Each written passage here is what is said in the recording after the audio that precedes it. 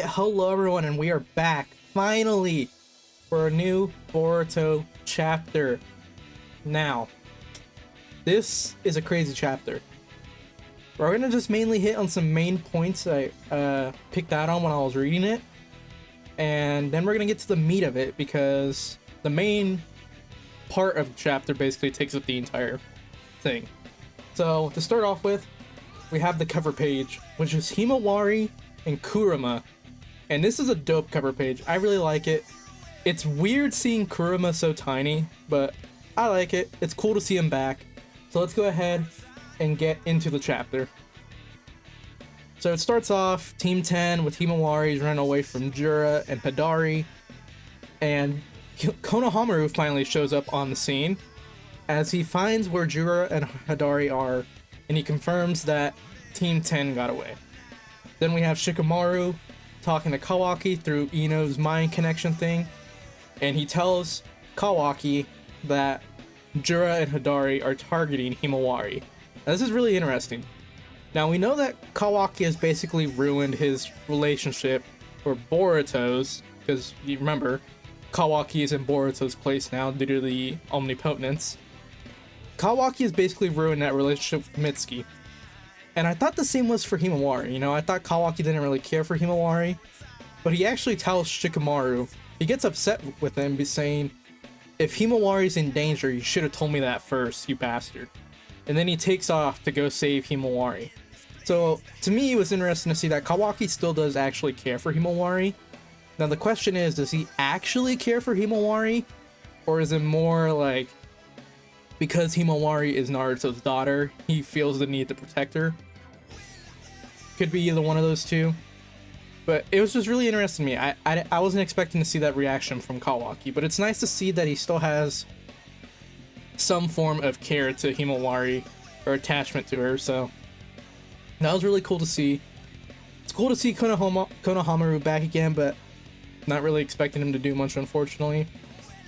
And at the end of, not the end of the last chapter, but in the last chapter, we saw Boruto had to run away from the scene because Kawaki activated his karma, which resonated with Boruto's karma, causing it to activate as well.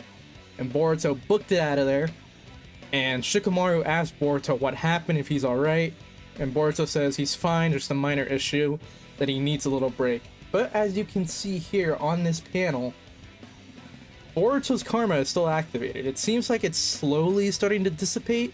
I'm not sure if that little sound effect there, the shoo, is supposed to signify that the karma is slowly starting to regress back. But as you can see, Boruto obviously doesn't want to be near Kawaki right now, because if he is, Kawaki's going to activate the karma and possibly cause Momoshiki to come out. So Boruto is deathly afraid of his karma even activating at this point.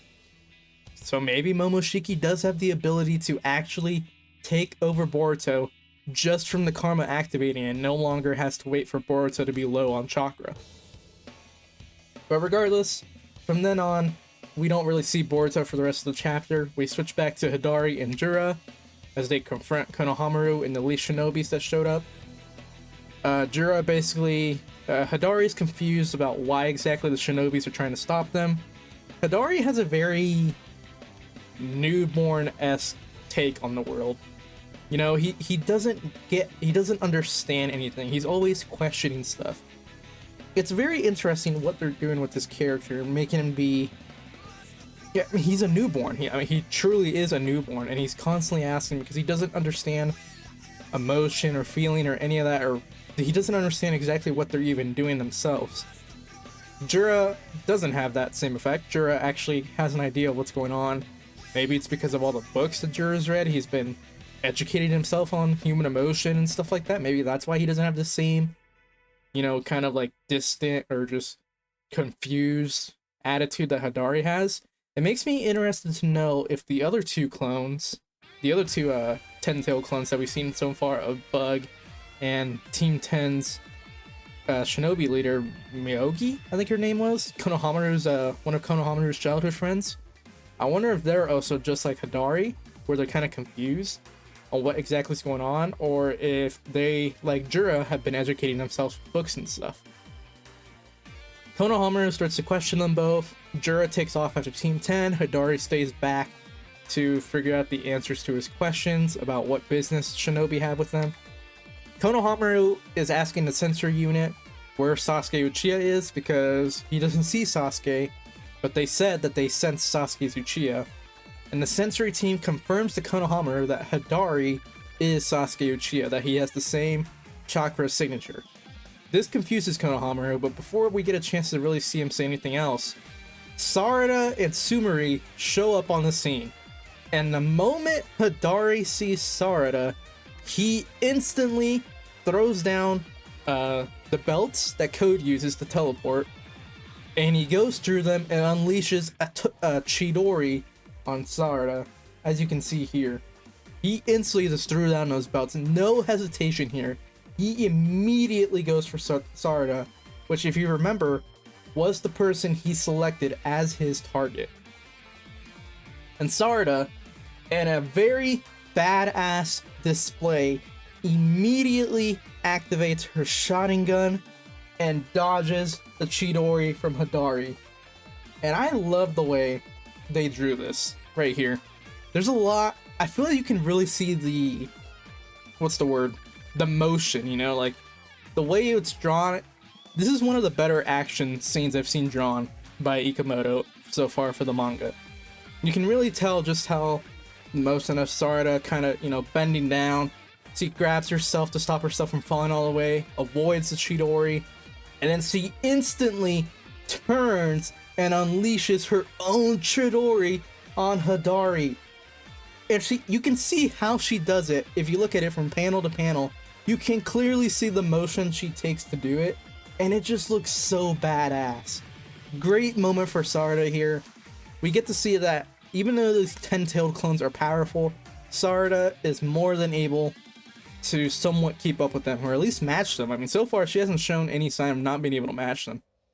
So she hits a Chidori on Hidari, and she gets a clean hit on him. She doesn't get a killing shot on him, but she does definitely leave him injured. Now Sarada does become confused because she questions herself and says, did he just use a Chidori on me?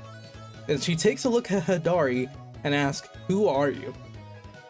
So Sarada doesn't know that that's Sasuke yet, so it'd be interesting to see if maybe in the next chapter we get to see a little bit more of this, and maybe she starts to realize, like, oh shit, this is the clone of my father. Or maybe Hidari himself will say that he is the clone of Sasuke Uchiha, who knows? But very interesting, very good start to this confrontation. I'm very happy to see this. I'm glad to see that Sarada didn't get speed blitz. She showed that she was able to keep up with the 10-tailed clones herself. And then we get to the meat of the chapter, and that is Himawari and Kurama.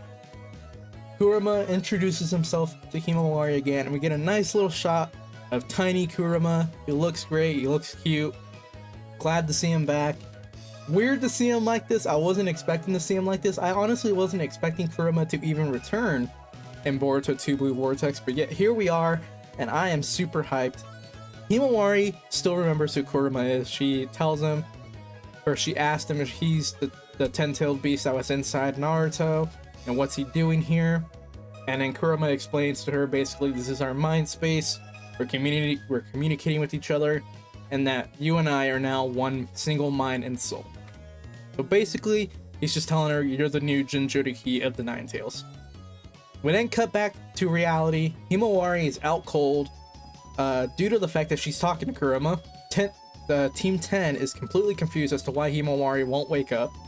And then they notice that Jura is after them. And they proceed to ask the sensor unit to please get some backup to them immediately. We then cut back to Himawari and Kurama in the mind space. Himawari is trying to figure out exactly what's going on. Kurama explains to her, you know, I existed in Naruto. My life was extinguished, but that isn't death for 10-tailed beasts.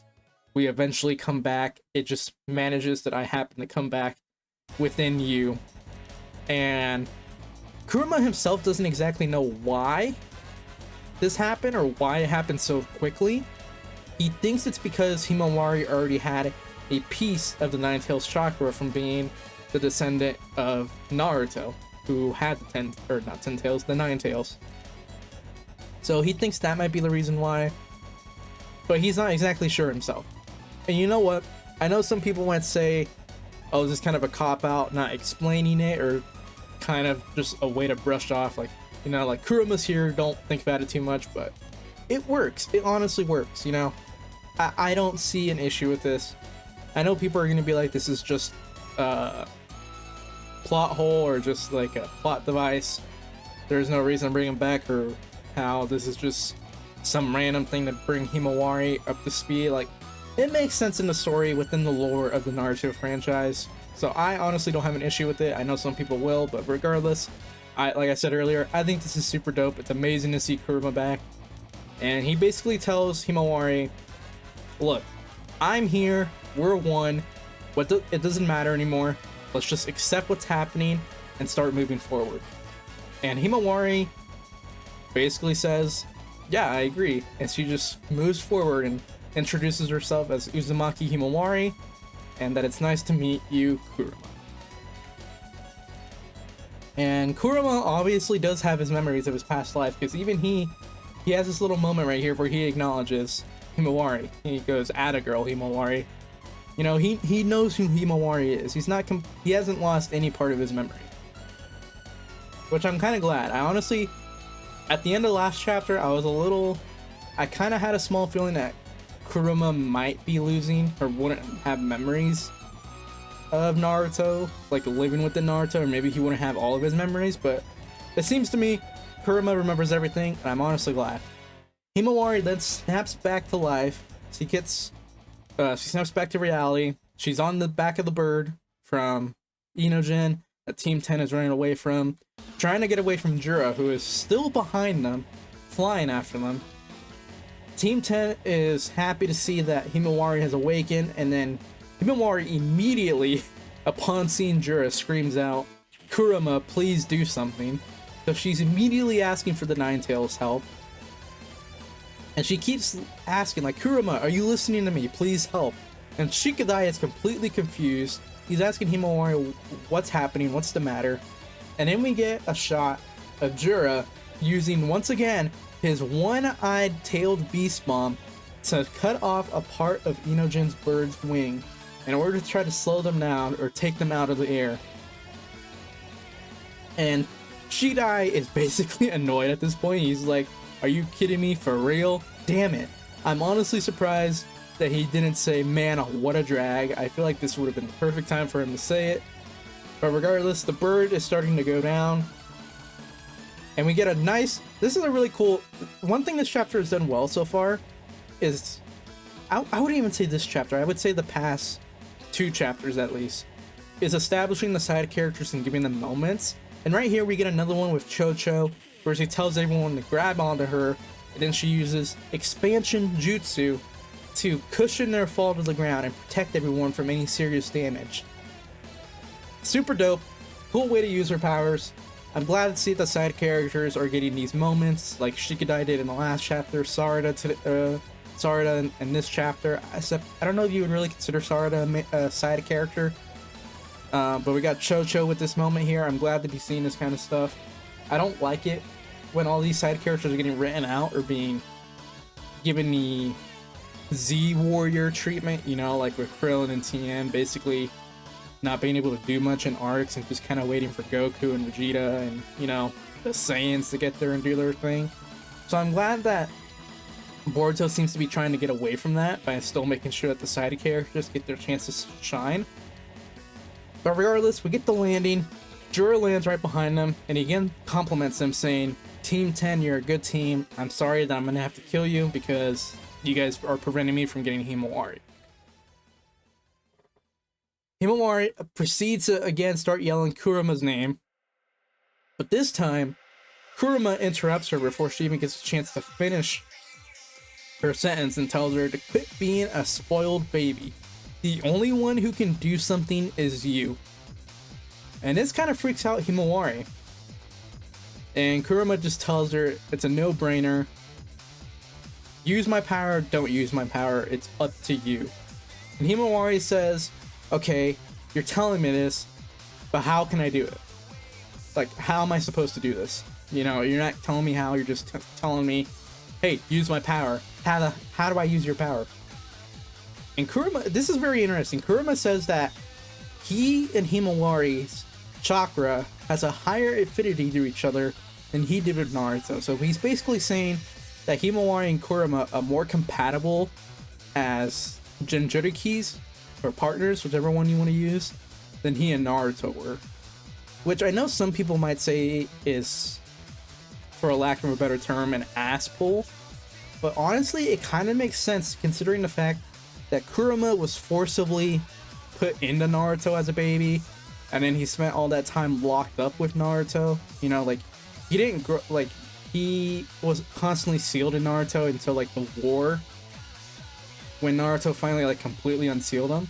So it kind of makes sense that Naruto and Kurama's, like, affinity for each other wouldn't be perfect. They had to work to that point. And it seems like Himawari and Kurama are basically just getting a head start on that point, which I think is perfectly fine and kind of makes sense because Kurama's not here against his will. He just was reborn here, you know? He wasn't sealed in here.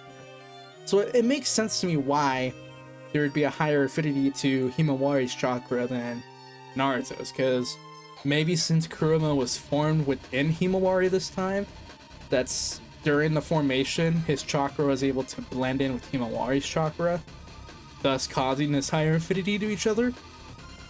That makes sense in my head, so that's the way I'm going to be seeing it.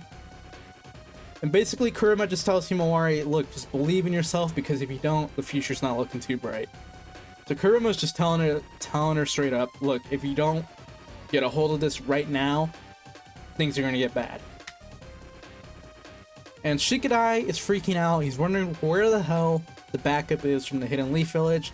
And Himawari decides to take matters into her own hands and instantly attack Jura with a flying kick. Jura, however, easily stops Himawari, and this is very brutal. I was not expecting this. He cracks her foot. He completely twists, like, he just twists her ankle completely backwards. It just throws her on the ground. And, oh my god, that is brutal. And you might think, like, oh, maybe it was a drawing mistake. You go to the next panel. Nope. Himawari's foot is completely backwards. Jura completely just broke her ankle, broke her foot, however you want to see it. That is crazy. The first attack Himawari does, and she instantly gets crippled like that. Like, that is insane. And Inojin freaks out and decides to attack Jura with a paint beast. Looks like a paint lion. And Jura instantly uses a wood technique to summon spikes and completely get rid of that animal that Inojin drew. And then he traps Himawari within one of those 10-tail trees. And he explains to Himawari that, yes, I say we are going to devour you, but really what it is I place you inside this tree, and the tree will sap you of your chakra and become food to me, basically. You know, like, it feeds him. And he says it's painless and everything, and that you won't even feel that fractured leg of yours anymore. And then we get another big, shocking scene. Inojin, in even more rage, proceeds to attack Jura head-on with the kunai knife.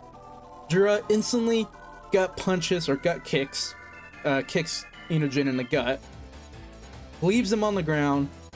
Himawari begs Jura to please stop, to quit messing with Team 10.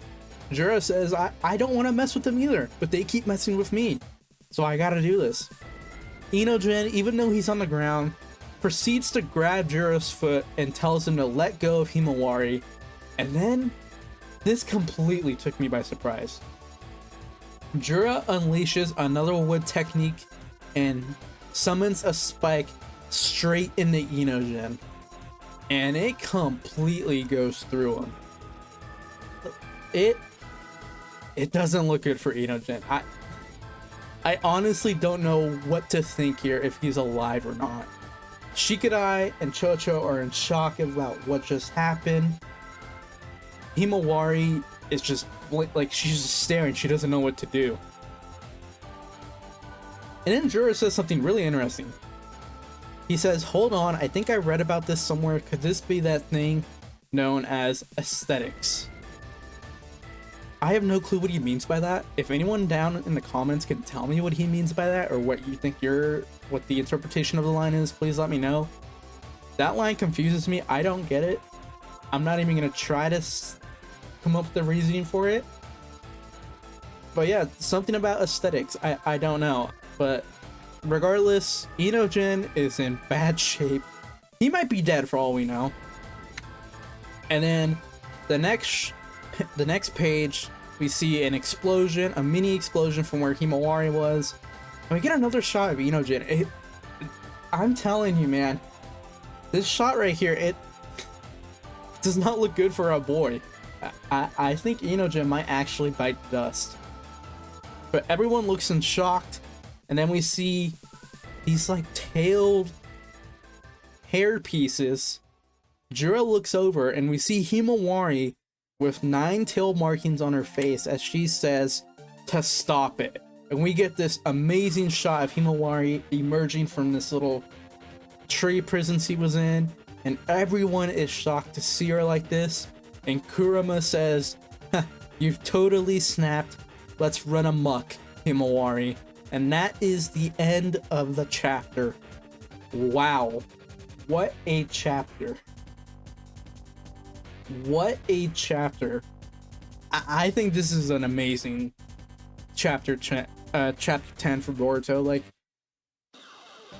I don't even know where to start. I mean, first of all, we might have our first death in Inogen in the time skip for like a kind of like major side character. Like, we've had some deaths already from nameless shinobis and stuff, but it looks like we have a named character actually biting a bullet already in Blue Vortex, which is kind of insane to think about. And the fact that it would be Inogen is even crazier. There's still a chance he could be alive, you know? Maybe he'll get healed or something. You never know. Maybe Himawari will be able to heal him using Ninetales chakra. Sakura might finally make an appearance. Maybe she'll be the backup that arrives for Team 10 in the next chapter. It would be nice to finally see Sakura again in the manga. I really don't know what else they could do for Inogen. Like, the first panel where you see him get hit, it doesn't look too bad. But then as it goes on, you see that he's like sliding down the spike. So the hole's getting bigger, and it doesn't look good for our boy. And the fact that after he gets stabbed, we don't see any reaction shots from him to Himawari's transformation kind of makes me think that he might actually be dead. Like, dead. I don't think Inogen is getting saved next chapter. Which is crazy to see. But yeah, overall, great chapter. It does seem like Himawari's Ninetales transformation is more closely mirrored to Kushina's. This is something we kind of seen from Kushina, whether it be in the Storm games. I believe it was shown in the anime as like a gag. I don't think she ever actually went into Ninetales form in the anime. I could be misremembering it. It's been a while since I've seen Shippuden. But yeah, great chapter. My wildcard guess was right, that Himawari would enter some Ninetales form. I'm pretty sure my wildcard guess said it would be Boruto and Himawari facing Jura together, with Himawari in a Ninetales form, so I was half right, or 3/4 right. Boruto isn't here, Boruto's in hiding until his karma goes away, but no, this is crazy to see. Himawari entering the Ninetales form, Kurama kind of explaining what's been going on, Inogen's death, quotation marks around deaths, because until it's confirmed, you never know, he might actually be alive. But I'm kind of going with the assumption that he's dead. Maybe he'll get the Rock Lee treatment. He'll be healed, but he'll be told that he can't be a shinobi for a while, or he'll never be a shinobi again. And then later in the series, he'll come back for a moment. I don't know.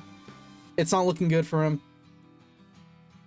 I think next chapter is going to be even better than this one, because next chapter we're probably going to get 2 fights, and that's going to be Sarda versus Hidari and Himawari versus Jura. I feel like that's going to be the main part of next chapter. I don't think either one of those fights are going to end in the next chapter. maybe the way I can see it going is... Okay, the way I can see it going is we get just another small little bit of Sarada versus Hidari.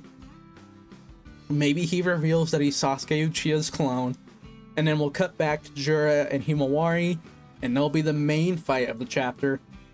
And then maybe Himawari's Nine Tails mode won't be enough to stop Jura or even like really hold him back too much. But before things can get too bad, Kawaki will show up and take over the fight, thus leading us to chapter 12, which will be the conclusion of Sarada versus Hidari. And then we get Kawaki versus Jura as well in that chapter. So maybe that's where we're going. But regardless, this all sounds great. I really do think the fact that they had Boruto kind of go away into hiding for a little bit to recover and get his karma under control kind of shows that we're not going to be getting Boruto for a little bit. I know I saw some people saying that they think Boruto's going to be sidelined for a while, like 10 chapters or more, and I don't think it'll be that long. Judging by how fast the pacing has been so far for 2 Blue Vortex, I do think this whole assault from Jura and Hidari will be over by chapter 12, 13. The latest I can see it going is chapter 14. I think by chapter 14 we'll get a little end to this whole confrontation and move on to the next thing. Whatever that will be, who knows? But very interesting chapter. I liked it a lot.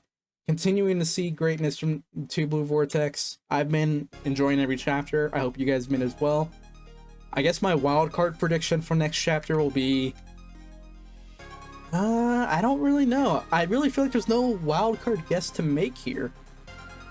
I feel like they kind of set up things very straightforward. There's no like real mysteries. I guess the biggest wild card guess you can make here is that Himawari will completely overpower Jura. But I don't think she will. I'm so confident that she won't overpower him that I don't even want to make that the wild card guess. So I guess this is what we'll go with. My wild card guess for chapter 11 of Boruto 2 Blue Vortex is going to be Boruto actually comes back quicker than expected, but it's not to help Himawari. Shikamaru is going to tell him that Kawaki's there to help Himawari, and he's going to trust Kawaki to keep her safe, and instead, he's going to go help Sarada. So we're going to get Kawaki and Himawari versus Jura, and then we're going to have Boruto and Sarada versus Hidari. For either at the end of chapter 11, that'll be what the setup is for chapter 12, or maybe we'll get that actually within chapter 11, I don't know, but that's my wildcard guess of where it's going. Sarada and Boruto versus Hidari, and Jura versus Kawaki and Himawari. But regardless, I think no matter what, the next chapter is going to be mainly those two fights, whether it just be Sarada and Hidari by themselves, or with Boruto there, and then I think Kawaki will show up near the end of the next chapter to help save Himawari from Jura, because maybe Himawari will be able to keep up, or just be able to challenge Jura a little bit, and then her little rage boost power will slowly start to dissipate, and then right as Jura is about to take back Himawari, or maybe escape with Himawari, maybe he'll trap her again, and right as he's about to get away, Kawaki will show up and completely stop him. Something like that will happen. I believe we should be fine on the volumes, because volumes are 4 chapters, so it should be chapter 12 should be the ending chapter of the volume. So if we're gonna get a huge cliffhanger, it'll be for chapter 12, so don't have to worry about that for chapter 11. But other than that, let me know what you guys thought about this chapter down below in the comments. What do you guys think of Himawari and her new Kurama mode? I think it's awesome. I'm glad to see Kurama's back already. Excited for Hidari versus Sarada in chapter 11. I really hope, like, I want to see a lot of Himawari and Jura, but I really hope that Sarada and Hidari also get a good chunk in the next chapter as well. I hope it's kind of like a 50-50 split between those two fights and not like a 25-75, because in this chapter it was basically 25-75 for that. I mean, Sarada and Hidari really only got like what, one, two, three, 4 pages, and then Himawari and them got like the majority of the chapter, which makes sense because they had to set it up. But I'm really hoping for chapter 11 we just kind of get like a nice 50-50 split between the two, because Sarada and Hidari right now is probably one of the biggest things that everyone who's reading the manga is really curious about. But anyways, make sure to subscribe to the channel for more Boruto content in the future. Leave a like below and comment below what you guys think your wild card guesses are for the next chapter as well. But as always, God bless, happy gaming, and I will see you all next time. Peace.